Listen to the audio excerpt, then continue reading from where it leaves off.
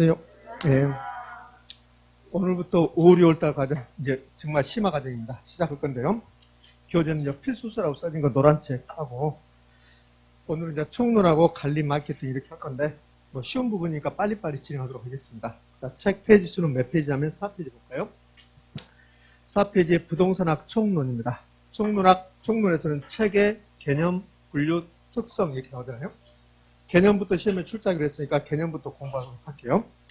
자, 개념은 몇 페이지가 개념이냐면 책의 이 부분은 넘어가고 개념이 8페이지부터입니다. 8페이지. 그럼 8페이지에서 제1절 복합 개념의 부동산 이렇게 나왔어요. 부동산의 개념, 부동산학에서 말하는 부동산은 복합 개념의 부동산. 혹시 부동산의 3대 측면 기억납니까? 부동산의 3대 측면. 이렇게 부동산이 있으면, 예, 그래, 법경기죠. 부동산이 있으면 이 부동산을 바라볼 때 세 가지 측면에서 바라본다. 법률적, 경제적, 기술적, 우리는 법경기라고 하고, 이 세 가지가 결합된 게 부동산이다. 그럼 이 세 가지를 결합한 것을 복합 개념 이렇게 했다고. 그러니까 부동산과 관련된 모든 것은 복합 개념으로 이루어졌다. 기억나시죠? 그래서 부동산의 개념도 복합 개념의 부동산이 나온다. 그러면 시험은 이 복합 개념 부동산, 이 조금 표, 또 이 표에서 시험은 엄청 잘 된다. 그 부동산의 개념에서 한 문제 정도 출제되는데, 그러면 오늘 이제 이 시간, 이 첫 번째 시간에 부동산의 개념이 다 끝나지 않을 거예요. 그럼 1시간 동안 공부할 내용을 부동산의 개념에서 시험을 한 문제 출제되는데 이 부분에서 가장 많이 출제된다는 거. 복합 개념의 부동산이 무엇인가? 그 복합 개념의 부동산은 무엇인가는 그럼 바로 밑에 2번 복합 개념의 부동산, 복합 부동산, 복합 건물 비교 나와요. 몇 페이지? 8페이지 2번에 그 비교 나오죠? 거기서 이제 복합 개념의 부동산을 먼저 보고 오는 거예요. 복합 개념 부동산을 법률적, 경제적, 기술적, 법경기가 나오면 복합 개념의 부동산, 비교 대상은 복합 부동산. 복합 부동산은 토지하고 건물이 각각 별개의 분산인데 여기 토지가 있으면 부동산이고 건물도 부동산이에요. 부동산 몇 개입니까? 2개인데 토지와 건물을 사고 팔 때, 즉 거래할 때, 그다음에 평가할 때, 이용할 때 토지 따로 건물 따로 하지 않는다. 분명히 법적으로는 2개 분산인데 2개를 묶어서 하나로 보겠다. 그것을 복합 부동산. 그 복합 개념의 부동산과 복합 부동산 2개는 반드시 구분하셔야 된다. 구분하는 문제가 한 3번 정도 나왔으니까요. 구분. 복합 건물은 아직 한 번도 출제한 적이 없습니다. 그러면 복합 개념의 부동산, 법경기, 복합 부동산, 토지 건물 이렇게. 굳이 따져보면 복합 건물은 하나의 건물인데 2개 이상의 용도로 이용 중이다. 그걸 복합 건물 그래요. 가장 대표적인 게 주상복합 건물이죠. 이건 한 번도 나온 적이 없어요. 그럼 여기 이제 3가지 복합 개념의 부동산, 복합 부동산, 복합 건물 비교 끝났습니다. 구분할 수 있겠죠, 이제? 그럼 여기 보면 복합 부동산 밑에 이제 1번이 개념이고 2번이 일괄평가, 복합 건물 1번이 개념이고 2번이 구분평가 이렇게 나왔는데 이거는 그렇게 중요한 건 아니에요. 그럼 이걸 통해서 우리는 뭘 하나 점검하냐면 지난주에 감정평가를 배우면서 감정평가에 관한 규칙 5, 6, 7조가 원칙 3가지였습니다. 5조 무슨 원칙입니까? 시장가치 기준 원칙. 6조 현황 기준 원칙. 7조 개별 물건 평가 원칙 이렇게 있었잖아요. 그래서 감정평가 규칙 갑자기 싸늘해졌습니다. 감정평가 나오니까 이 감정평가 규칙 제 7조를 보면 그러면 이 7조가 시험에 아주 빈번하게 나오는데 원칙이 있어요. 원칙은 감정평가는 대상 물건별로 개별적으로 해라. 예외가 몇 개 나오던가요? 3개. 예외가 3개 나옵니다. 어떻게 3개 나오냐면 첫 번째 일괄해서 평가할 수 있다 없다? 있다. 그래서 예외가 첫 번째가 일괄해서 평가할 수 있다. 2개 이상의 대상 물건이 용도상 불가분의 관계에 있다면 그러면 일체로 거래된다면 일괄해서 평가할 수 있다 없다? 있다. 그럼 어느 경우에 일괄 평가합니까? 가장 대표적인 게 복합 건물이다. 복합 부동산이다. 복합 부동산은 토지 있고 건물 있어요. 그럼 이거 평가할 때 원칙은 토지 따로 건물 따로 개별 평가인데 이 2개가 용도상 불가분의 관계에 있다면 그럼 일괄해서 평가할 수 있다 없다? 있다. 이게 일괄 평가. 두 번째 예외가 무슨 평가 나왔던가요? 구분 평가. 하나의 대상 물건이라도 가치를 달리하는 부분이 있다면 구분해서 평가할 수 있다 없다? 있다. 이게 구분평가입니다. 그럼 어느 경우에 구분평가입니까? 이 구분평가는 가치를 달리하는 구분해서 평가할 수 있다. 자, 그렇게 공부했고, 그러면 어느 경우에 구분평가입니까? 이건 구분평가는 경우도 알아야 된다. 그러면서 가장 먼저 제가 살림, 그 다음에 선박, 그 다음에 공장, 1필지가 2획지가 됐을 때, 그 다음에 복합 건물. 이 건물만 보면, 그러면 이 밑에 4층까지는 상가, 위에는 주택, 주상복합 건물. 그럼 복합 건물은 하나의 건물인데 상가 부분과 주택 부분이 가치를 달리한다. 그럼 구분해서 평가할 수 있다 없다? 있다. 그래서 이 복합 건물은 아직 한 번도 시험에 나오지 않았지만 여기 1번이 뜻이고 2번이 감정평가할 때는 구분평가의 대상이 된다는 거. 자, 이제 덩달아서요. 하나 추가하면 이제 세 번째 예외가 뭐였습니까? 그 부분만 평가할 수 있다 없다? 있다. 대상 물건의 일부분에 특수한 목적, 합리적 이유가 있다면 그 부분만 평가할 수 있다. 맞습니까? 그렇죠. 네. 이렇게 해서 감정평가 규칙 제7조 원칙하고 예외까지 살펴봤습니다. 그러니까 이 내용을 여기서 한번 다시 보는 거예요. 이렇게. 자, 다시 마무리. 복합 개념의 부동산, 복합 부동산 두 개 반드시 구별하고, 그다음에 여기 일괄평가, 구분평가는 이 자체가 중요한 게 아니고 이게 중요한 거죠. 이거. 감정평가 규칙 제7조를 다시 한번 살펴봤다는 거. 의미하셨죠? 우리 시험에서 복합 건물은 구분평가 대상이다. 물론 이거 기억하셔야 돼요. 기억하셔야 되지만 아주 중요한 건 아니다. 복합 부동산은 일괄평가 대상이 된다. 맞아요. 맞는데 그렇게 중요한 건 아니고 차라리 이게 더 중요하다. 감정평가 규칙 제7조 다시 한번 우리 살펴봤다. 이렇게. 그러면 복합 개념의 부동산, 복합 부동산, 복합 건물이 끝나면 이제 다시 위로 올라가서 가장 중요한 거. 그러면 좋다. 그러면 여기 복합 개념의 부동산은 뭐냐? 세 가지가 결합된 거. 법률적 개념, 경제적 개념, 기술적 개념. 이 세 가지를 결합한 것을 우리는 복합 개념의 부동산이라고 한다. 그러면 하나씩 살펴봐야 돼요. 경제적 개념은 5가지만 나오면 돼요. 자산, 자본, 생산재, 소비재, 상품. 기술적 개념은 자연, 공간, 위치, 환경인데 이렇게 외우잖아요. 공, 자, 위, 환 이렇게 외웠어요. 부동산의 개념이 거의 매년 한 번씩 출제되는데 그럼 이제 부동산의 개념에서 공부할 내용은 좀 많이 되는데요. 시험은 여기서 가장 잘 나온다 했어요. 부동산의 개념 31회 때 출제하고 32회 때 작년에 출제하지 않았으니까 올해는 33회 때 반드시 출제할 겁니다. 그러면 31회 때 어떻게 출제했냐면 31회 때 여기서 끝났어요. 이렇게 박스 주고 이 중에서 경제적 개념과 기술적 개념 구별하십시오. 이렇게 나왔어요. 이게 31회 때 부동산의 개념 1번 문제예요. 그러면 이게 자산, 자본, 생산재, 소비재, 상품. 그럼 여기 5가지는 경제적 개념, 밑에 4가지는 기술적 개념. 됐죠? 이 표가 가장 시험에 잘 나온다. 그러면 경제적, 기술적 개념은 이제 끝났어요. 그럼 가장 시험에 잘 나온 게 법률적 개념. 법률적 개념은 다시 2개로 나눈다.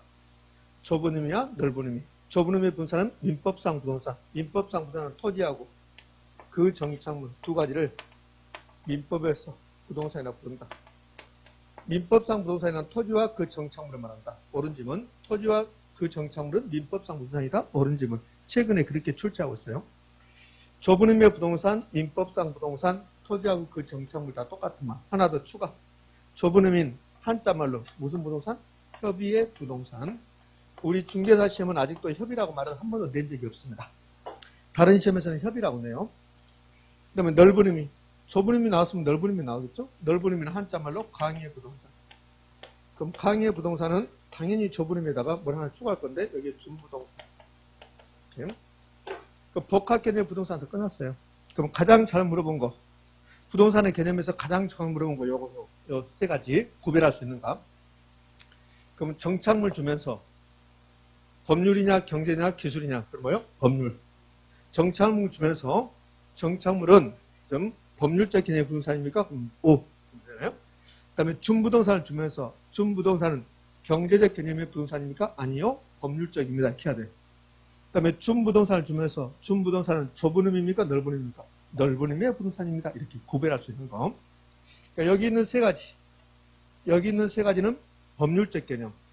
여기 있는 네 가지는 기술적 개념. 여기 다 안 썼지만 여기 있는 5가지는 무슨 개념? 경제적 개념. 됐습니다. 가장 시험에 잘 나온 거. 부동산의 개념에서 어쩌면 여기서 여러분 시험에서 올해 시험도 여기서 나올 수가 있다고. 여기서 다 끝날 수 있어요. 그럼 이제 큰 틀에서는 됐고 이제 부수적으로 공부해야 될 내용. 정착물이 뭔가를 가끔씩 물어봐요. 그 다음에 준부동산이 뭔가를 물어봅니다. 자산, 자본, 생산재, 소비재, 상품 이런 거 물어보잖아요. 자연이 뭡니까? 물어보면 내추럴 그러면 돼요. 이렇게. 그러니까 자연이 뭐냐고는 안 물어봅니다. 위치가 뭐냐고 환경이 뭐냐고 물어본 적이 있어요. 근데 요즘은 물어보지 않습니다. 그러면 여기 기술적 개념에서는 공간 정도. 물론 공간도 그렇게 잘 나오는 거 아니에요. 그 복합 개념의 부동산의 개념은 복합 개념의 부동산인데 이 복합 개념의 부동산이 정리되려면 이렇게 틀을 잡을 수 있어야 되고 그 다음에 어느 소속인가 알아야 되고 속지 않으면 돼요. 그리고 정착물 공부하고 준부동산 공부하고 공간을 공부하면 그럼 끝나는 거예요. 자, 그럼 이제 정착물부터 가야지. 자, 정착물 가기 위해서 이제 법률적 개념 부동산 공부하는 거예요. 경제적하고 기술적은 다 끝났어요. 여기 공간만 별도로 공부하면 되고 그 법률적 개념 부동산은 좁은 의미, 넓은 의미 나눠지니까 법률적 개념 부동산 볼게요.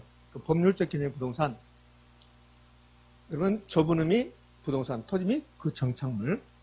여기서 토지는 안 물어보고 정착물 물어보겠네. 그러니까 정착물의 1번이 개념이고 2번이 정착물의 구분 유형이고 정착물에서는 이 부분을 가장 시험에 잘 내는 거예요. 정착물 자체가 아주 빈번하게 나오는 거 아니지만 그렇지만 정착물에서는 가장 잘 나오는 게 여기다. 토지 정착물을 구분한다. 독립정착물하고 종속정착물 4번 나왔어. 4번. 자, 지금 하는 말. 토지 정착물의 구분이 4번 나온 게 아니라 지금 하는 말이 4번 나왔어요. 봐요. 토지 정착물은 독립정착물과 종속정착물로 구분된다. OX? 그걸 4번 냈단 말이에요. 그리고 나서 그걸 4번에다가 이제 또 뭐라고 냈냐면 토지 정착물 중에서 독립정착물은 없다. OX? X? 있다. 이렇게 한다. 이렇게. 그래서 정착물은 이 두 개 나눠진다. 가장 중요하고 그 다음에 이제 정착물의 구분 기준이라고 했는데 얘는 그렇게 중요한 건 아니에요. 자, 그럼 이제 정착물 공부해요. 정착물의 뜻, 원래는 동산이었으나 토지는 항구적 구동적으로 부착되어 쉽게 이동시킬 수 없이 부동산의 일부가 된 물건이고 필요 없어요. 필요 없습니다. 그 다음에 부가가치를 더한 토지 계량물인데 이 정착물은 민법에서 말하는 거고 부동산학에서는 정착물이라고도 하고 계량물이라고도 하고 부착물이라고 하고 쓸 필요 없어요. 자, 이렇게 불러요. 이렇게. 그럼 정착물은 토지에 항구적으로 고정되어 있는 거. 이게 토지 정착물이에요. 원래 지구가 생길 때 이 토지에는 아무것도 없었어요. 지구가 생길 때. 근데 지금 밖에 보면 토지에 엄청나게 많은 게 붙었죠. 저게 다 정착물이에요. 그러면 토지가 이렇게 있었습니다. 강의노트 가지고 공부할 때 이 앞전 수락까지 제가 요 그림 하나 그렸어요. 이거 혼나 그림 하나. 그럼 여기 1번지 토지. 여기 1번지 토지에 아무것도 없었는데 그런데 1번지 토지가 지목이 전이었어. 전. 근데 건물 짓기 위해서 이렇게 기초 작업을 했습니다. 그래서 제가 이 기초 작업을 동그라미 2번 그러면서 번호 2번 붙이고 포장이라고 했어요. 그리고 나서 건물 지었습니다. 전부 다 지금 포장, 그 다음에 건물 50년 이상 됐습니다. 이건 이제 건물, 그러면서 제가 번호 1번 건물. 이 건물이 주택이 될 수도 있고, 상가가 될 수도 있고, 공장이 될 수도 있고, 학교가 될 수도 있고, 이렇게. 그리고 돌담 만들어야죠. 돌담, 단장, 울타리 이렇게 만들었어요. 이건 이제 3번 돌담. 돌담, 담장, 울타리. 시골 가면 돌담이지만 뭐 담장 이렇게 하겠죠. 그 마당에 너무 밋밋해서 나무를 하나 심었습니다. 4번 수목, 우리말은 나무. 그 다음에 물이 흘러가게끔 인공적으로 수로 만들었습니다. 수로. 여기 이제 5번 국어. 1번지 토지에 아무것도 없었는데 지금 5가지 붙였죠? 붙였죠? 이 5가지가 전부 다 50년 됐어요. 그럼 항구적 의도가 있어요? 없어요? 있죠. 이런 것을 토지 정착물이라고 그래. 여기까지가 토지 정착물의 개념이야, 개념. 근데 나눠진대, 토지 정착물은. 독립 정착물하고 종속 정착물. 독립 정착물도 정착물, 종속 정착물도 정착물. 성격이 다르다. 여기 있는 우리 전부 다 사람. 근데 다르죠. 어떻게? 여자냐, 남자냐? 이렇게. 그러니까 다 정착물이, 둘 다 정착물인데 성격이 다르다. 독립 정착물과 종속 정착물. 이렇게. 그럼 독립정착물을 이해하면 종속정착물을 이해할 필요가 없어요. 독립정착물도 정착물이고 종속정착물도 정착물인데 독립정착물은 토지로부터 독립성이 인정된다. 토지에 붙어있지만 토지하고 별개다. 이게 독립정착물. 종속정착물은 정착물인데 토지의 일부분에 지나지 않는다. 토지의 일부분이다. 토지의 구성 부분이다. 그럼 독립정착물은 토지 일부분일까요? 아니다. 토지의 구성 부분이 아니다. 토지 소유권이 효력이 미치지 않는다. 토지하고 별개다. 토지하고 별개로 거래할 수 있다. 이게 독립정착물. 그러면 종속정착물은 토지의 일부분에 지나지 않는다. 토지의 구성 부분에 지나지 않는다. 토지 소유권의 효력이 당연히 미친다. 그럼 토지하고 별개로 거래할 수 있다 없다? 없다. 이렇게 되는 거지. 그러니까 둘 중에 하나만 이해하시면 그럼 나머지는 반대니까 이해되죠? 그럼 이제 독립정착물은 무엇이 있습니까? 가장 대표적인 게 건물. 꼭 건물이 할 필요 없다겠죠? 주택, 상가 이런 거. 그 다음에 명인방을 갖춘 수목 또는 수목의 집단 이렇게요. 등기된 임목, 나무를 등기했다.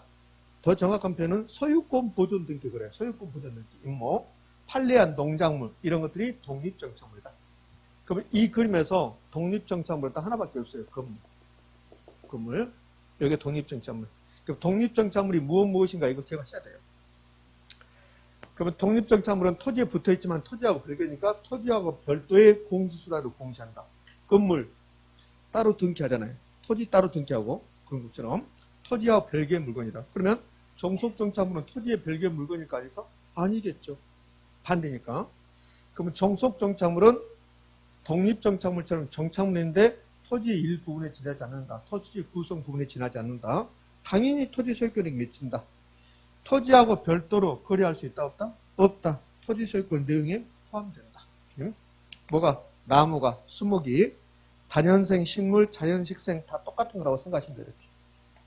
그 다음에 돌담, 담장, 울타리, 교량, 다리, 국어, 포장 등등등. 제방도 있어요. 제방도 있고 엄청나게 많이 있습니다. 자, 그럼 다 끝났어요. 그럼 토지 정착물은 독립 정착물과 종속 정착물로 구분된다. 됐죠? 그럼 이제 그게 가장 많이 나왔고 독립 정착물은 없다. 틀린 말이고 그러면 이제 이렇게 됐어요. 어떻게 되냐면 좀 이따 기출지문 보겠지만 다음 중 토지로부터 독립성이 인정되지 않는 거. 다음 중 토지로부터 독립성이 인정되지 않는 거. 그걸 뭘 찾으란 소리야? 종속 정착물 찾으란 소리라. 그래서 1번, 2번, 3번, 4번, 5번. 다음 몇 번? 5번. 5번은 토지로부터 독립성이 인정되지 않는다. 됐습니다. 그럼 이 그림을 통해서 보면 여기 있는 5가지 전부 다 정착물이에요. 전부 다 정착물인데 건물만 토지로부터 독립성이 인정된다. 건물은 토지하고 별도로 공시한다. 토지하고 별도로 거래 대상이 될 수 있다. 토지하고 별도로 저당권의 대상이 될 수 있다. 됐죠? 그럼 나머지 것들은 포장, 돌담, 수목, 국어는 정착물은 정착물인데 토지로부터 독립성이 인정되지 않는다. 토지의 구성 부분에 지나지 않는다. 됐지? 오케이? 자, 이제 국어 같습니다. 국어. 국어 나오면 기억해야 될 것. 국어는 정착물이다. 무슨 정착물? 종속 정착물. 국어는 지목입니까? 아닙니까? 지목이다. 그래서 국어가 나오면 이 국어는 종속 정착물이다. 그 다음에 국어는 지목입니까? 예, 지목입니다. 예. 자, 국어처럼 종속 정착물이면서 지목인 게 있죠? 제방이 지목입니다. 지목. 국어도 지목, 제방도 지목. 공시법에서 말하는 지목, 28개 지목입니다. 국어, 제방 모두 다 지목이다. 국어, 제방 모두 다 종속 정착물이다. 됐지요? 네. 자, 그럼 이제 정착물에서 가장 중요한 거, 정착물의 구분 끝났습니다. 이제요, 최근에 이제 우리 시험에 출제되는 거. 자, 나무 가지고 이제 이야기해요, 나무. 나무 정착물인가요? 정착물. 그냥 나무는 종속 정착물. 그러면 이 나무를 명인방을 갖추거나 등기하면 무슨 정착물? 독립 정착물. 그냥 나무일 때는 종속 정착물로서 토지하고 별개로 거래할 수가 없다. 근데 나무를 명인방을 갖추거나 등기해버리면 독립 정착물이 된다. 토지하고 별개의 물건이 된다. 그럼 토지하고 별개로 거래 대상이 될 수 있다 없다? 있다. 집중. 눈을 뜬다고 해서 공부가 되는 거 아니야. 눈을 뜨고 있다 해서. 집중. 이거 틀리면 얼마나 억울한데. 투자로는 어려워서 못 풀어요. 평가로는 뒤에 있으니까 공부가 안 돼서 못 풀어요. 근데 이거는 공부를 그렇게 많이 했는데 틀려버리면 어떡하냐고. 예? 나무는 명인방을 갖추면 등기하면 독립정착물이 된다. 그러면 토지하고 별개로 거래 대상이 될 수 있다 없다? 있다. 근데 우리 시험지문 최근에 나무를 명인방을 갖춘다 하더라도 토지하고 별개로 거래 대상이 될 수 없다. X. 나무를 명인방을 갖추거나 등기하면 토지하고 별개로 다뤄진다. 독립정착물이 된다. 토지하고 별도로 거래 대상이 될 수 있다 없다? 있다. 됐습니다. 자, 이제 정착물에서 가장 중요한 거, 정착물을 두 개로 구분했습니다. 정착물의 구분 기준 갈 건데, 이 구분 기준은 그렇게 중요한 건 아니다. 정착물의 구분 기준은 여기 이제 네 가지가 나왔는데요. 이제 무슨 뜻이냐면 이런 뜻이에요. 여기 보면 이 건물에 이 형광등이 붙어 있고, 모니터가 붙어 있고, 시계도 붙어 있고, 그다음에 액자도 붙어 있고, 선풍기도 붙어 있고, 많은 게 붙어 있어요. 그러면 모니터가, 형광등이, 선풍기가, 저 액자가 건물은 아니거든요. 그럼 이 형광등이 모니터가 모니터 파는 곳이 있었습니다. 그러면 저 모니터는 토지하고 아니 건물하고 별개예요. 형광등도 마찬가지고. 근데 이게 갖다 붙여놨어요. 건물에. 그럼 이게 정착물인지 아닌지 구분하자는 소리야. 정착물이 아닌지 구분하자. 그럼 왜 해야 될까? 이 건물 사고팔 때 아무것도 안 붙어 있다. 그러면 간단해요. 근데 이 건물 사고팔 때 모니터가 이렇게 다 붙어 있거든. 그러면 이제 사는 사람이 저 모니터가 좋아서 살 수도 있거든요. 모니터가? 근데 이제 건물 사고 팔았는데 모니터를 파는 사람이 매도인이 가져간대. 그럼 이제 문제가 되잖아요. 그래서 건물에 저거 뭐가 달라붙어 있는데 이게 정착물인지 아닌지 구분해보자. 그럼 정착물이 되면 건물 일부가 됩니다. 건물 일부. 그래서 정착물의 구분 기준은 그런 뜻인데 요 네 가지로 정착물을 구분해요. 첫 번째 부착 방법. 건물에 이런 게 붙어 있잖아요. 지금 이거. 붙어있는데 어떻게 붙어 있는가 그게 부착 방법이에요. 그러니까 부착 방법을 보려면 건물로부터 분리 제거해야 돼. 이 형광등을 건물로부터 분리 제거하고 모니터를 건물로부터 분리 제거하고 화장실의 수도꼭지를 건물로부터 분리 제거하고 그래야만이 부착 방법을 알 수 있다고. 그러니까 딱 달라붙어 있는가 헐렁하게 붙어 있는가 그거 보겠다는 소리야. 그러면 딱 달라붙어 있어야만이 그게 정착물이에요. 헐렁하게 붙어 있다 그러면 정착물이 아니라고. 정착물은 항구적 고정적 의도를 가지고 붙어 있는 거야. 그럼 임시적으로 일시적으로 갖다 붙여놨다. 그럼 정착물이 아니라는 소리야. 그게 이제 부착 방법이야. 그러니까 부착 방법은 분리 제거한 거야. 분리 제거. 이거는 어떻게 생각하냐면 우리 여러분들 집에 화장실에 수도꼭지 있다고. 수도꼭지. 그다음에 이런 형광등도 있고 그 두 개를 한번 비교해봐요. 그런 화장실에서 수도꼭지를 분리 제거하면 건물 벽에 홈이 파일까 안 파일까? 파이겠죠. 이 분리 제거할 때 봐요. 분리 제거합니다. 분리 제거, 수도꼭지를 건물로부터 분리 제거를 해요. 그래야만이, 분리 제거해봐야만이 어떻게 붙어 있는 걸 알 수 있단 말이에요. 그러니까 분리 제거할 때 어떤 모습 보이냐면, 자, 1번. 건물에 물리적 손상이 있어요. 건물에 물리적 손상이 있다. 이 말은 건물에 홈이 파인다는 소리예요. 물리적 손상이 있다. 이렇게 되면 무조건 정착물이에요. 건물에 뭐가 달라붙어 있는데, 그걸 분리 제거했더니, 건물에 물리적 손상 가져왔다. 그럼 무조건 정착물. 또는 분리 제거했는데 물리적 손상은 없어요. 물리적 손상 없이 분리 제거할 수 있다. 그런데 이걸 분리 제거했더니 건물의 기능, 건물의 효용을 감소시켜요. 효용 감소를 가져온다. 이렇게 되면 정착물이에요. 그러니까 둘 중에 하나만 있으면 정착물이에요. 물리적 손상이 있거나 기능 효용 감소를 가져오면 무조건 정착물이에요. 그러니까 물리적 손상이 있는 게 가장 대표적인 게 수도꼭지고 여기 기능 효용 감소를 가져오는 거 이 형광등 이 건물에서 분리 제거할 때 건물에 어떠한 물리적 손상도 없거든요. 근데 이 형광등이 없으면 주간에는 얼추 수업할 수 있지만 야간에는 수업이 될까 안 될까? 안 돼요. 그럼 어떤 건물이 형광등이 없다. 전등이 없다. 그럼 건물의 기능 효용을 감소시키죠. 그 말은 형광등은 전등은 건물이 있어야 한다는 소리예요. 그럼 결국은 물리적 손상이 있거나 또는 기능 효용 감소가 있으면 둘 중에 하나만 있으면 뭐가 된다? 정착물이 된다. 그럼 이거 반대. 이거 반대는 분리 제거할 때 물리적 손상 없고 또는의 반대가 뭘까? 그리고 기능 효용 감소도 없다. 이렇게 되면 정착물로 보지 않는다.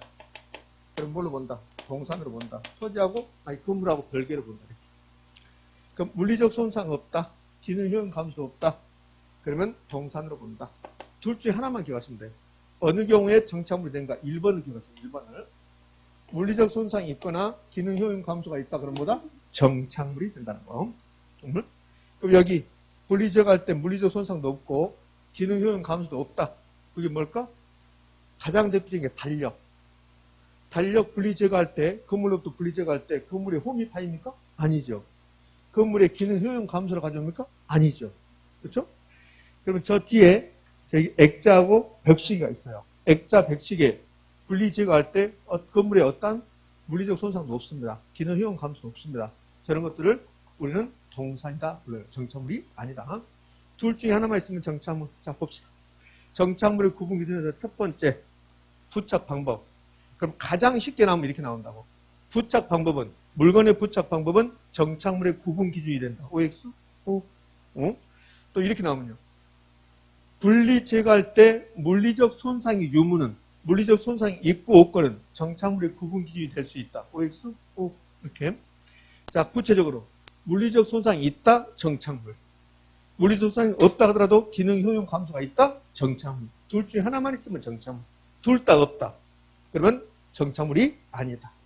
아주 중요한 게 아니니까 심각을 배울 건 그런 겁니다. 그 다음에 물건의 성격 설치구도 나왔습니다. 물건의 성격이, 여기 건물에 지금 달라붙어 있는 물건의 성격이 처음부터 이 건물의 특정 위치, 특정 장소에 맞게끔 갖다 붙였다. 그러면 그것은 정착물입니다. 요 창문틀 있잖아요. 창문틀은. 요 창문틀은 원래 건물이 아니죠. 창문틀은. 근데 이 창문틀은 이 건물에 맞게끔 갖다 붙였거든. 건물마다 창문틀이 다 똑같은 게 아니죠. 그럼 이 건물에 맞게끔 저 창문틀을 갖다 붙였단 말이에요. 이 건물에 맞게끔 여기 칠판을 갖다 붙였단 말이에요. 그럼 이런 것들은 처음부터 건물의 특정 위치, 특정 장소에, 특정 용도에 맞게끔 갖다 붙인 거라고. 그럼 이거는 항구적 의도가 있는 거지. 그럼 뭘로 본다? 정착물. 그럼 물건의 성격은 정착물의 구분 기준이 될 수도 있을 것이다. 설치 의도. 처음부터 이 건물의 가치를 증가시킬 목적, 항구적 의도를 가지고 설치했다. 그러면 정착물. 임시적 의도를 가지고 설치했다. 정착물로 보지 않는다. 그 다음에 이제 당사자의 관계. 이건 누가 설치했는가? 얘는 설치 의도하고 똑같아요. 임대인이 설치했다. 건물 주인이 설치했다. 목적은 항구적 의도가 있는 거죠. 그러면 임대인이 설치했다? 그럼 정착물이야. 이제 그 문제가 되지 않고 임차인이 설치한 물건, 임차인 정착물을 하는데 원칙적으로 정착물로 보지 않는다. 뭘로 본다? 동산. 누구 겁니까? 임차인 거. 저 블라인드 가장 대표적인 거 있잖아요. 블라인드. 이 건물의 임차인이 햇빛을 가리기 위해서 블라인드 설치했다. 임대 기간이 2년이다. 2년 동안만 설치할 목적이에요. 임시적이라고. 그러니까 임차인이 설치한 물건, 임차인 정착물은 원칙적으로 정착물로 보지 않는다. 뭘로 본다? 동산으로 본다. 원칙적으로 정착물로 보지 않는다. 그럼 예외적으로 정착물로 볼 수도 있다. 당사자 간에 합의한다면, 이게 중요한 게 아니에요. 그냥 정착물이 되는 경우도 있다. 당사자 간에 합의, 계약, 의사표시, 요거 외울 필요 없어요. 예외적으로 당사자 간에 합의가 있다면 정착물이 될 수도 있다, 없다? 있다. 이 정도 하시면 돼요. 그러면 정착물의 구분 기준에서는 부착 방법. 마지막 부착 방법. 부착 방법은 정착물의 구분 기준이 될 수도 있다. 요거 하나고, 구체적으로 물리적 손상이 있다, 정착물. 기능 효용 감소가 있다, 정착물. 둘 다 없다, 동산. 예?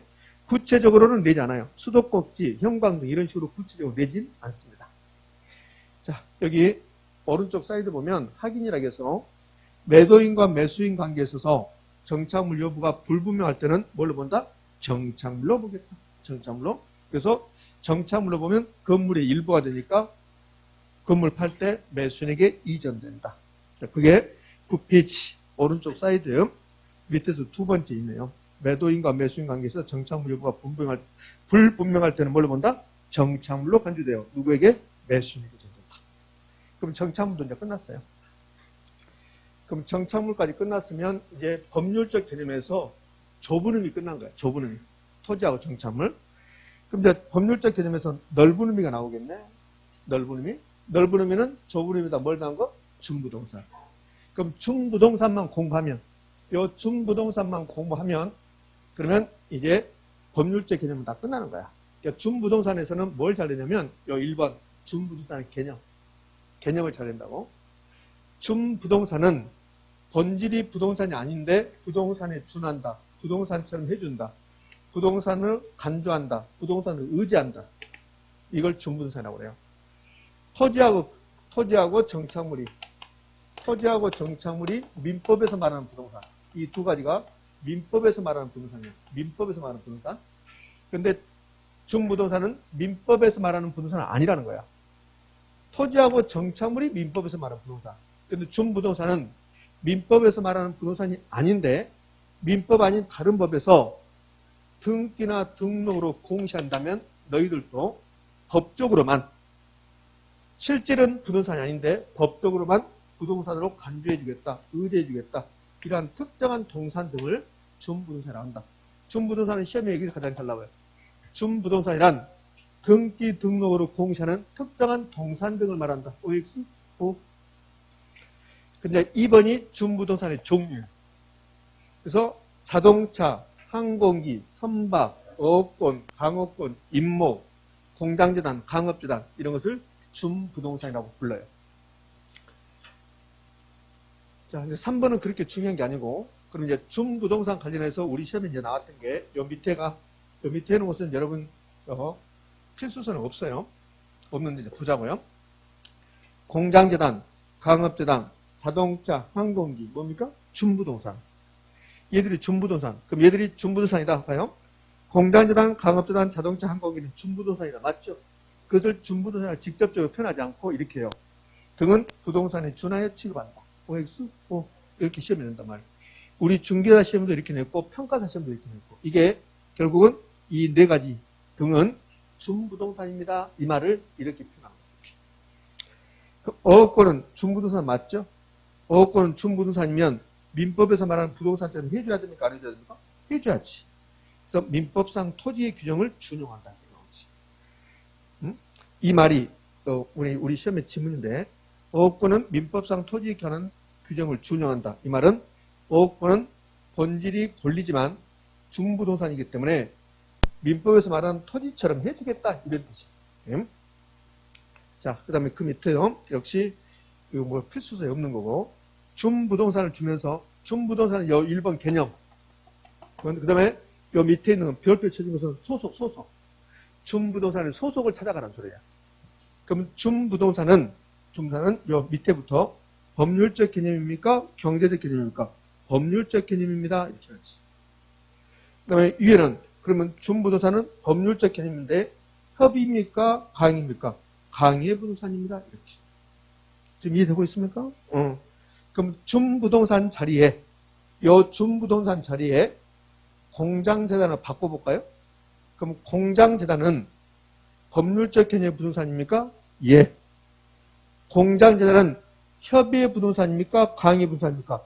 강의의 부동산인데요. 이렇게. 됐죠? 그럼 준부동산 다 끝난 거야. 준부동산의 개념. 그러면 어디 소속인가? 준부동산은 법률적인가? 경제적인가? 법률적입니다. 근데 법률적인데 협의냐? 강의냐? 강의의 부동산입니다. 됐지요? 더 이상 없어. 그러면 이제 법률적 개념의 부동산은 다 끝났다고 보시면 돼요. 이렇게. 그 법률적 개념의 부동산이 끝나고 나면 그다음에 이어지는 게 경제적 개념. 경제적 개념은 요 5가지.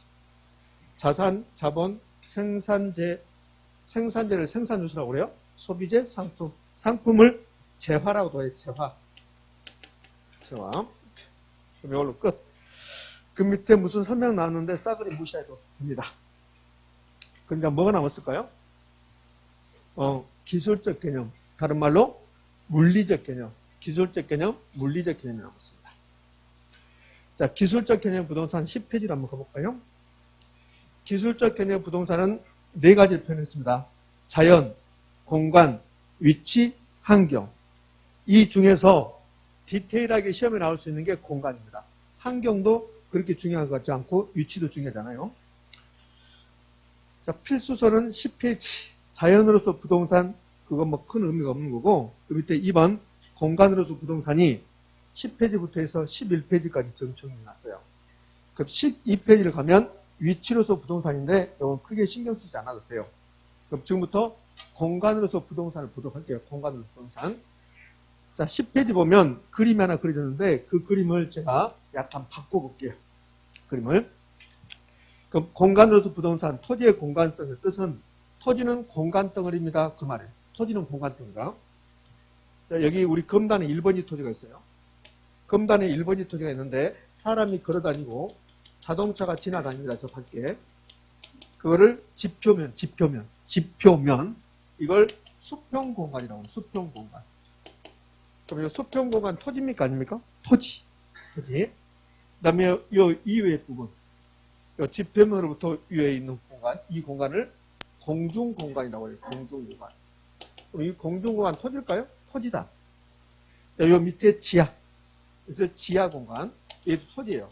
그러니까 토지는 수평 공간만 토지가 아니라 공중 공간, 지하 공간, 이 세 개 합친 것이다. 이게 토지다. 이게 토지의 공간성. 토지는 공간 덩어리다. 부동산은 공간입니다. 그 말이에요. 그럼 토지는 세 개를 더한 3차원의 입체 공간이다. 3차원의 입체 공간이다. 이렇게요. 뭐 이렇게, 이런 말들이 그렇게 중요한 건 아니고, 이제 뜻만 아시면 돼요. 아, 그렇구나. 입체 공간이다. 그래서 토지는 공간 덩어리예요. 그러니까 토지는 공간 덩어리니까 토지와 관련된 모든 것은 공간에 대한 것이 되는 거야. 공간에 관한 것.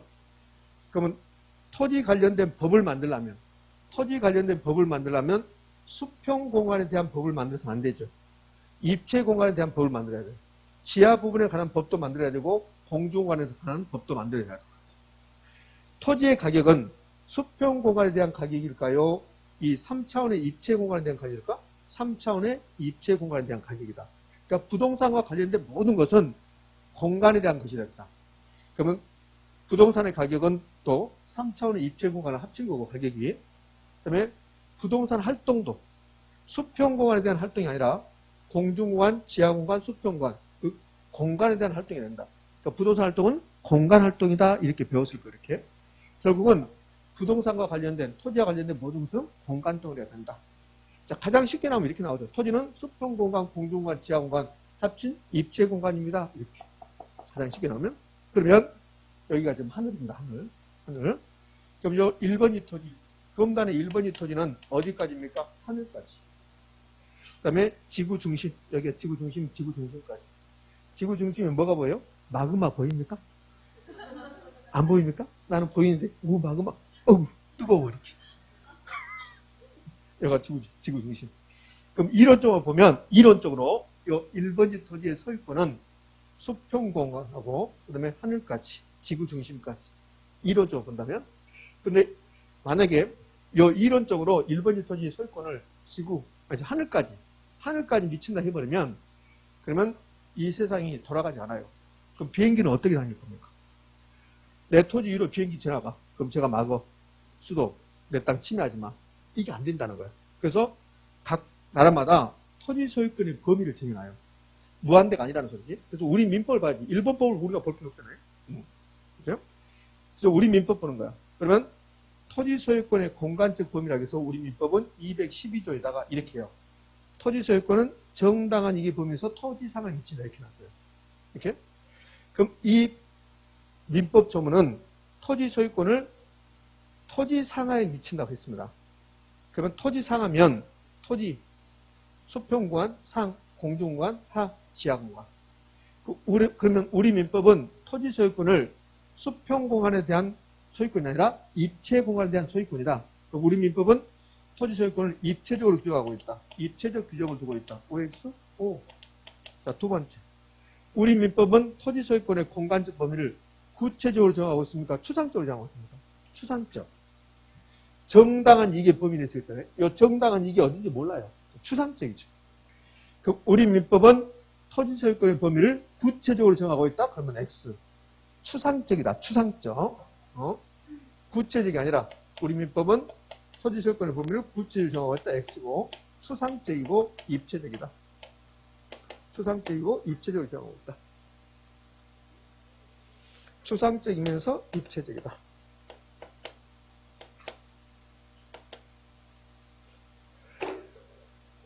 그러면 이제 우리 민법의 근거에서 이 1번지 토지의 정당한 이익을 제가 한번 그림으로 한번 그려볼게요. 자, 필수서에 있는 그림하고 약간 달라요. 제가 햄버거를 만들어 볼게요. 햄버거. 그럼 1번지 토지에 지금 정당한 이익이 공중공간은 여기까지라고 가정해 봅시다. 그러면 지하공간은 여기까지라고 가정해 볼까요? 햄버거 같아요? 그렇구나. 햄버거구나. 여기다 뭐 하나 더 넣을까요? 뭐 하나 더 넣을까? 치즈 하나 더 넣을까요? 치즈? 네? 그러면 이 부분 토지입니까? 아닙니까? 토지예요, 토지. 이 부분 공중공간입니까? 아닙니까? 공중공간이에요. 근데 이 부분은 공적 공중공간이에요. 공적 공중공간은 그래서 토지 소유권이 미치잖아요.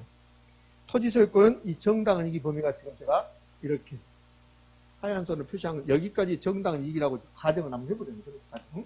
이것도 마찬가지로 지하 부분도 여기까지가 정당한 이익이다. 그럼 이 부분은 사적 공중공간 그래요. 그럼 공중공간은 공적 공중공간하고 사적 공중공간을 나눈다는 소리예요. 그럼 여기다 토지 소유권을 쓰고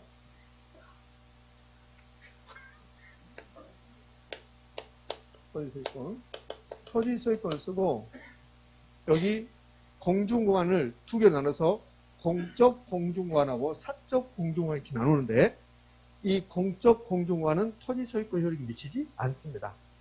만약에 공적 공중공간을 두지 않고 사적 공중공간 전부 다 사적 공중공간이다. 그럼 비행기 다닐 수가 없다니까요. 전파의 교신도 안 된다고.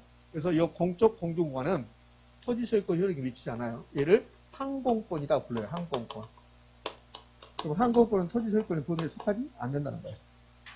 그럼 공중공간 전부가 토지 소유권의 범위에 속하지 않고 일부만 속한다는 소리예요.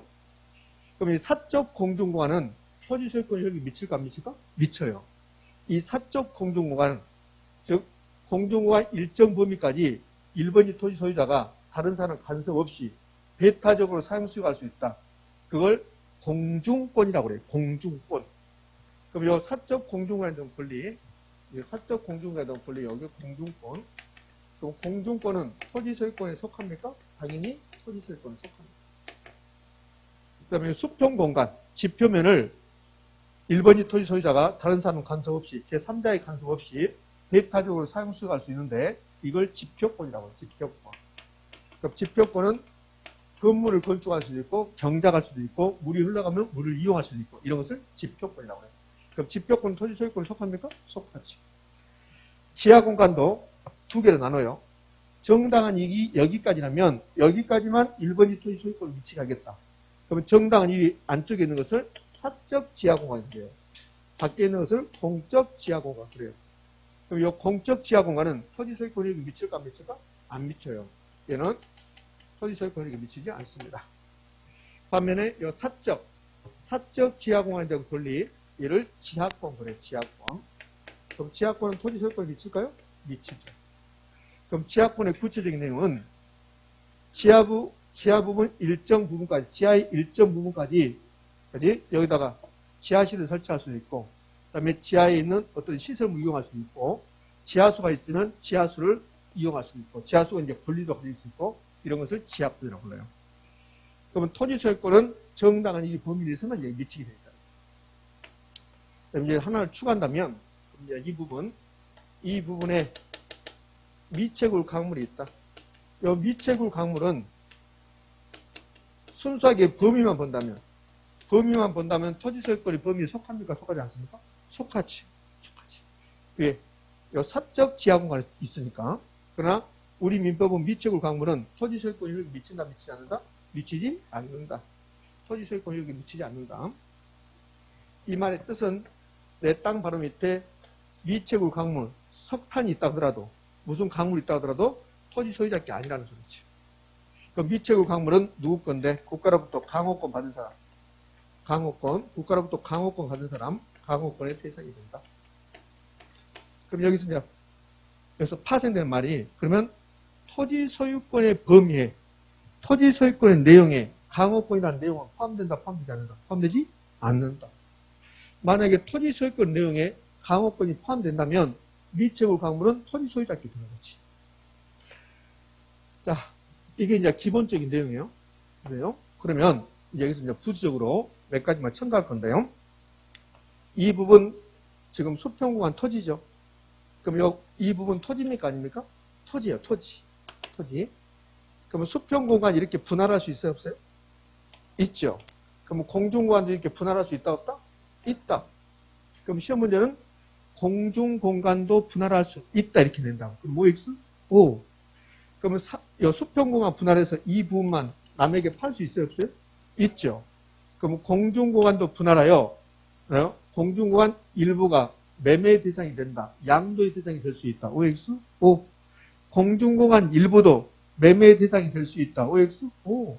어렵게 생각하지 말라고요. 토지라니까요. 공중공간 토지. 그러면 수평공간 토지 일부분 이렇게 분할해서 일부를 팔 수 있잖아요. 마찬가지요. 그럼 공중공간도 분할하여 일부를 팔 수 있다, 없다? 있다. 자, 그러면 이 부분에 대해서 수평공간 이 부분에 대해서 지상권 설정할 수 있습니까? 이 부분에 대해서 지역권 설정할 수 있습니까? 있지. 그러면 공중공간 일부도 지역권의 대상이 될 수 있다. 지상권의 대상이 될 수 있다. OX? O. 됐죠. 그 다음에 이제 이거 해볼 건데, 이거. 토지 관련된 제도. 그럼 토지 관련된 제도가 여러 가지가 있다고. 그럼 지상권은 토지 관련된 제도입니까? 아닙니까? 지상권은 토지 관련된 제도 맞죠? 그럼 이 지상권이 건물 관련된 제도라고 말하시는 분 있었어요? 큰일 나죠? 지상권은 토지 관련된 제도야. 그럼 토지 관련된 제도, 지상권이 토지 관련된 제도니까 이 지상권이 그럼 수평공간 토지죠. 그 다음에 공중공간도 토지죠. 지하공간도 토지죠. 그럼 이렇게 물어보는 거야, 시험에서. 토지 관련된 제도, 지상권 같은 걸 주는 거야. 그러니까 지상권을 주면서 지상권은 토지 관련된 제도 맞다. 근데 이 지상권이 수평공간, 공중공간, 지하공간 전부 다 관련이 있는가? 그 중에서 일부만 관련되어 있는가? 이걸 물어보는 거예요. 의미 아시겠습니까? 그럼 지상권이라는 제도는 토지하고 관련된 제도인데 토지는 수평공간도 토지고 공중공간도 토지고 지하공간도 토지다. 그렇다면 이 지상권은 세 가지 중에서 어디하고 관련되어 있습니까?를 물어봐. 그럼 만약에 지상권은 수평공간에다만 설정할 수 있다. 그럼 지상권은 수평공간에 대한 권리가 되는 거야. 근데 공중공간하고 지하공간에 지상권 설정할 수 있어요? 없어요? 있잖아요. 민법에서 배우잖아. 토지 상하 일정 부분에 대해서 지상권을 설정할 수 있다 없다? 있다. 이름하여 구분지상권이죠. 그러면 지상권은 공중공간, 수평공간, 지하공간하고 전부 다 관련된 제도라는 소리예요. 그럼 여기 용적률이라고 나왔네요.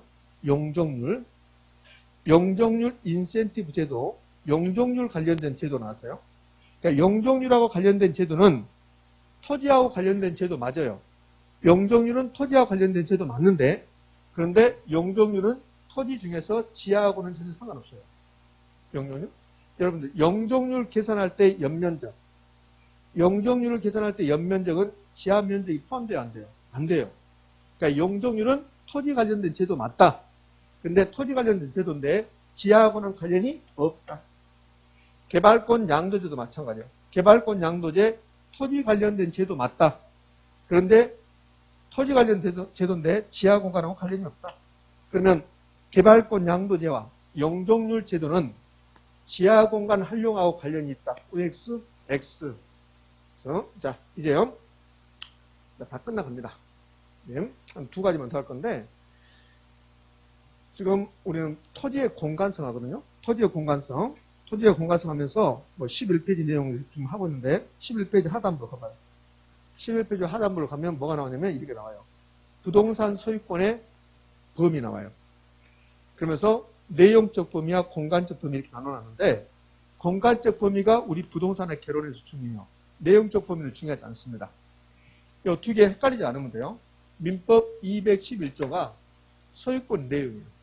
그래서 211조는 소유자는 법률의 범위 내에서 소유물을 사용수익 처분할 수 있다 이렇게 나온다. 이거는 이제 내용적 범위고 그럼 소유자는 소유권 내용을 사용할 수도 있고 수익할 수도 있고 처분할 수 있다는 소리예요.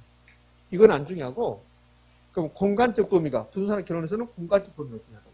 그럼 이 토지 소유권이 도대체 공간적으로 어디까지 미친다? 우리 민법은 정당한 이익의 범위 내에서 토지 상하에 미친다. 요 정당한 이익에 보면서 토지상을 미친다. 이걸 기억하셔야 돼요. 오늘. 자, 이걸 속인다 했잖아요. 우리 민법은 토지 소유권은 법률이 정한을 보면서 토지상을 미친다. OX, X. 정당한 이익에 보면서 토지상을 미친다. 이렇게 기억하는 거예요. 자, 그러면 이제 이 정당한 이익에 보면은 추상적입니까? 구체적입니까? 추상적이야. 그럼 추상적이면 이 토지 소유자가 1번지 토지 소유자가 내 땅의 정당한 이익은 여기까지라고 생각한다. 지하로. 그러면 소송할 수 있다고. 소송. 정당한 이익이 어디까지나 소송할 수 있어요. 문제가 발생하면. 그러면 이 정당한 이익은 어디서 결정할까? 법원에서. 법원에서 판결로 결정한다. 판결로서 결정한다. 쓸 필요 없어요. 다 있어요. 써져 있습니다. 선생 어디가 있는데 잘 찾아보면 있어요. 자, 11조 위에서 세 번째 줄. 법적 근거가 두 번째 줄이고 동그라미 1번 정당한 이익, 사회 통념상 이익이고 어디서? 법원에서 판결로 결정한다. 됐죠? 자, 이제 마지막 여기 필수서에 없는 내용 한번 해볼게요. 필수서에 없는 내용이 한계 심도라는 게 있어. 한계 심도. 자, 이거 다 지워버리고 필수서에 한계 심도라는 내용이 없는데 아직 우리 시험에서는 한계 심도란 말은 출제하지 않았어요. 그래서 그게 없는데 한계 심도. 이 한계 심도는 토지 관련된 제도 맞아요. 토지 관련된 제도 맞는데 법에 있는 내용이 아니에요. 서울특별시 조례, 부산광역시 조례, 인천광역시 조례 이렇게 거기 나온 거예요. 한계 심도의 뜻은 이 1번지 토지 소유자가 지하로 어디까지 이용하는가? 그럼 1번지 토지 소유자가 통상적으로 지하 부분 여기까지 이용한다. 이 부분을 한계 심도라고 그래요. 지하로 어디까지 이용하는가? 토지 이용할 때 지하에 어디 한계점 있을 것이다. 통상적으로 어디까지 이용한가? 그것을 한계 심도라고 해요. 그럼 한계 심도는 토지 수평 공간, 지하 공간, 공중공간 세 개 중에서 어디와 관련됐다? 지하 공간. 그럼 왜 한계 심도를 만들어냈냐면, 봐봐요. 이 1번지 토지 소유권이 이 정당한 이익이 여기까지라고 한번 해봐요. 그럼 지하철이 이 밑으로 나가요. 지하철이. 그럼 지하철이 이 밑으로 가면 그럼 정당한 이익의 범위 밖에가 있는 거야. 밖에가. 그럼 이거는 이 1번지 토지를 침해한 게 없어요. 그럼 보상할 필요가 없게 되는 거야. 이렇게. 그럼 이제 1번지 토지 소유자가 된 거지. 내 땅의 정당한 이익은 지금 여기까지 아니라 여기까지라고 생각한다. 이때 소송하는 거야. 그럼 법원에서 판단해 주는 거야. 정당한 이익은 여기까지야. 지하철이 침해하지 않았어. 이렇게 한다고 이렇게. 그러니까 법원에서 만약에 정당한 이익을 여기까지라고 본다면 그럼 이 지하철은 정당한 이익을 침해했죠. 지금 이해됩니까? 이렇게. 만약에 법원에서 정당한 이익, 1번지 토지 정당한 이익이 여기까지 봐버린다면 그럼 지하철은 1번지 토지 정당한 이익을 침해한 거잖아요. 침해. 의미하셨습니까? 그때 법원에서 판단해 주는 거야. 정당한 이익이 어디까지라고 이렇게 문제가 발생했을 때. 그럼 이 경우는 정당한 이익이 지금 여기까지를 한다면 이 지하철은 정당한 이익을 침해하지 않았다고. 그럼 보상할 필요가 없어요. 근데 만약에 지하철이 이렇게 간다 이거예요. 이렇게. 그럼 이렇게 가면 이 지하철은 1번지 토지 소유권을 침해했습니까? 안 했습니까? 했죠. 했다고. 이때는 보상하는 거야. 아무리 공익사비라 하더라도 정당한 이익을 침해했다면 보상하게 되어 있다. 그럼 이제 어떻게 보상하냐면 요 1번지 토지는 지금 이렇게 한 게 1번지 토지예요. 여기까지가 1번지 토지 소유권을 미친다고 이렇게. 그럼 이걸 전체를 이용하면 1번지 토지를 100% 이용하는 거예요. 100%. 이 1번지 토지를 100% 다 이용했다. 입체 이용률이 100%라고 해요. 입체 이용률이. 그런데 입체 이용률이 100%인데 근데 만약에 지하철이 이렇게 지나가요. 그럼 이 지하철이 지나가는 부분이 전체의 20%라고 해봐요. 전체가 100인데 지하철이 지나가는 부분, 이 부분이 20%라 하면 이 20%는 1번지 토지 소유자 입체 이용률 100%를 침해한 거야. 침해. 저해한 거라고. 저해. 그 몇 퍼센트를 저해했어요? 20%. 이 20%를 입체 이용 저해율이라고 그래요. 입체 이용 저해율. 1번지 토지 소유자의 입체 이용이 이게 전체가 하면 100인데 이 중에서 지하철을 나가서 20%를 1번지 토지자가 쓸 수 없게 됐다면 그러면 지하철이 20%를 이 토지 이용에 저해했단 말이에요. 이 20%를 입체 이용 저해율이라고 해요. 1번지 토지 소유자의 입지 이용 100을 저해한 거야. 그럼 1번지 토지는 80밖에 이용하지 못한다고 생각해요. 그럼 20%를 영구히, 지하철은 영구히 지나갈 거니까 영구히 1번지 토지를 지금 침해한 거라고. 그거는 보상해야 된다. 그래서 나온 게 한계 심도예요. 그럼 한계 심도는 지하 공간에 나와야 되고, 한계 심도는 입체 이용. 지하철이 지나면서 입체 이용 저해율. 뭐 이건 그렇게 중요한 거 아니에요. 저해율에 따라서 보상해야 된다. 입체 이용 저해율이 힘들면 여러분들은 한계 심도는 보상 관련해서 지하 부분 보상 관련해서 나온 제도다. 됐습니까? 여기까지. 여기까지 하면 그럼 이제 부동산의 개념, 복합 개념의 부동산이 끝났다고 보시면 돼요. 마지막에 했던 거 한계 심도. 한계 심도만 정리하고요. 한계 심도가 나왔습니다. 그럼 한계 심도가 나오면 이거는 지하 공간과 관련되어 있다. 그 다음에 지하 부분 보상하고 관련되어 있다. 됐죠? 자, 그러면 여기 칠판 한번 봐요. 복합 개념의 부동산 법경기. 복합 개념의 부동산 법경기인데 이 두 개, 법률적, 경제적은 형태 있습니까? 없습니까?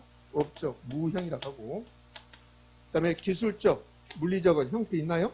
형태 있죠. 유형이라고 합니다. 자, 끝났습니다.